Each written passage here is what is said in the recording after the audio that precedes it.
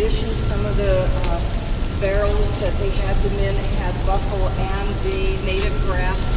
Some of them had just one or the other.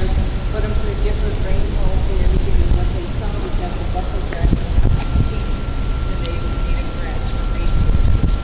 And it also, the buffalo grass just spreads like a lawn spread. And the native grass grows in clumps. So when there's a fire on the desert, if there's buffalo grass, it's going to race across the desert, taking everything with it. Animal life in the desert didn't follow for that. It's pretty hard for a desert tortoise to outrun a fire. So it's harming many aspects of the desert. The native grass grows in clumps, so if there's a fire, the fire has to go from clump to clump. It slows it down or it just dies out. Yeah. Last house, the buffalo grass overtaking water chains and goes through public service utilities company comes out and works. If they dig, they throw down some seeds because they're so hard with that. Yeah. The devil took the bomb and was out back one day many years ago. It was pretty hardy and I tried to kill it through drought and not watering it. I figured I'd throw down a match and I'd just let it burn a little ways. Yeah.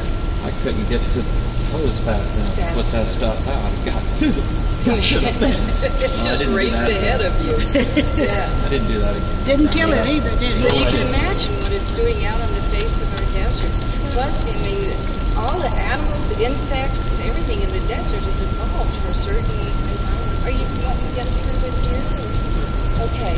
You'd think that stuff was dry and dying, one rainstorm, and it's green again. And it's green again. It's just, they initially brought it here for cattle fodder out on the desert, you know, and to check erosion. It was in the 40s, after the 30s and 40s, after the Dust Bowl and everything, or during that time.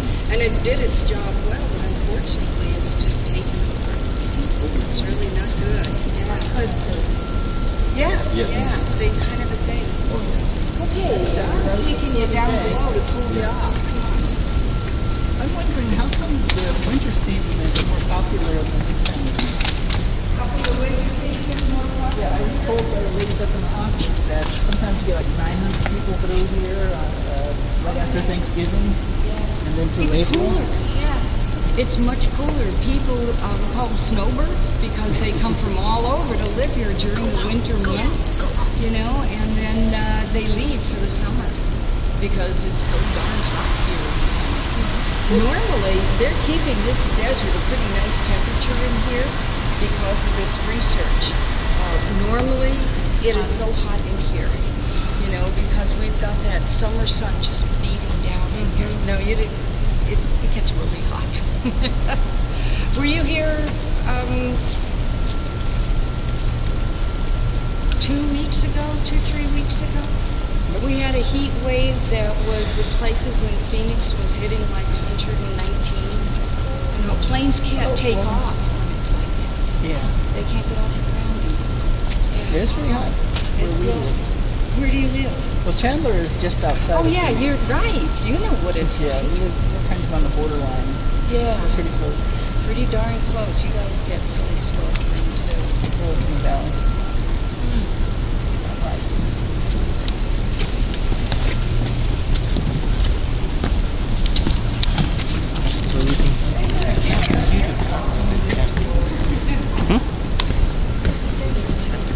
Now I do, because I spend a lot of time up there.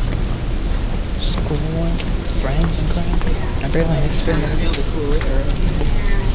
mean, I spend a lot more time there than